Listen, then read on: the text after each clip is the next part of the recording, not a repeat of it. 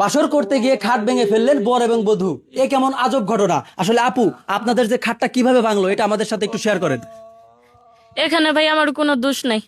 এই যে দেখতেছেন আমার স্বামী, উনার শরীর মাংস না থাকারে গায়ে অনেক শক্তি আছে। একটা মেয়ে মানুষ কোনোদিন খাট ভাঙতে পারে? উনার সব দোষ।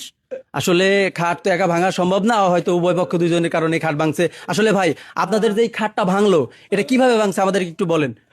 ভাই আমার মাজা তো মনে করেন আচ্ছা, আপনি একটু উঠেন, একটু উঠেন, আন্টি নইরে গেছে, একটু আরে ধরে বেচারাটা। সোজা করেন। ওঠেন ওঠেন ওঠেন, বেচারা নতুন বাসর করতেছে, বাসরই করার পারলো না। হ্যাঁ, এবার একটু বলেন ভাই। ভাই আমার দেখতে হইলে এমনি হইলে হইব কি, বুঝছেন কি?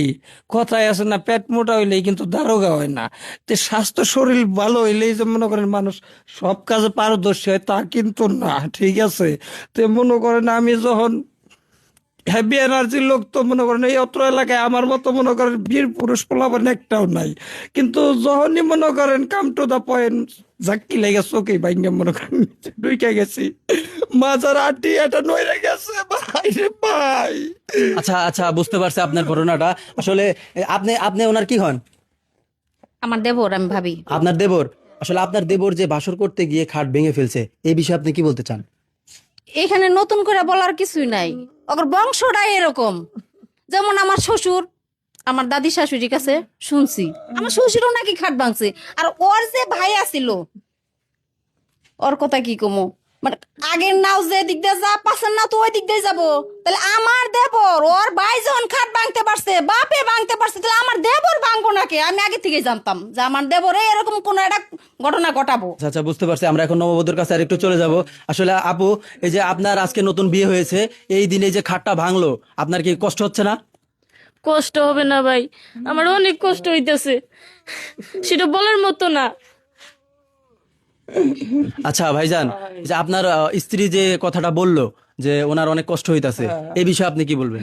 ওর কষ্ট আর কি আছে ভাই, ওর কষ্ট আর তো কিছু নাই। কারণ ও তো মনে করেন ওর 14 গোষ্ঠী 2 নাম্বার লোক, না হইলে আমার হাতে এরকম 2 নাম্বারই করবার পারে। দুই নাম্বারই বলতে কি বোঝাচ্ছেন আমাদেরকে? আরে ভাই এই যে আমি খাটটা দিছে, আমি তো কোনো কিছু চাই নেই যৌতুক মতো কোনো ফিসা না বিল্লা, ঠিক আছে?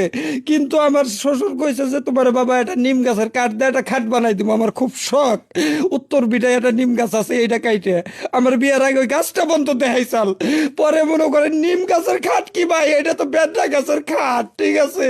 যখনই মনে করেন মশারিটা টানাইবার যায় মনে করেন নাগর পাই না, উপর বই একটা ফাউল দিছি, অমনে তো ভাঙ্গে দুইজন নিচ বই গেছি। এতক্ষণ যা কইছি তা তো মনে আবেগে কইছি রে ভাই। ও আচ্ছা আচ্ছা, বুঝতে পারছি। এই খাটটা আপনার শ্বশুর বাড়ি থেকে দিছে, হ্যাঁ, মানে এই খাটটা ভাঙা। হ্যাঁ, পচা পচা দুর্বল খাট, খাট। দুর্বল খাট। আচ্ছা, এই যে উনি যে কথাটা বললো যে আপনার বাপের বাড়ি থেকে এই খাটটা দিয়েছে, দুর্বল খাট, আসলে কি আপনার বাবা মানে নষ্ট কাঠ দিয়ে এই খাট বানিয়ে দিয়েছে? সত্য কথা হয়েছে ভাই, আমি এই খাটের বিষয়ে কিছু জানি না, সব আমার জামাই জানে। আচ্ছা আচ্ছা, আপনার ওয়াইফ জানতো না আগে, না? না, জানতো না, আর জানানোর লাগবো না। যা হইছে হইছে, আমি যে ভুল করছি করছি, খুদ এখন খাইবার যে ভাই পেট আপনি নষ্ট করছি। এই খাটের জন্য এখন আমার সে ডিভোর্স দিয়ে দিব? এটা কি কোনো কথা হয়?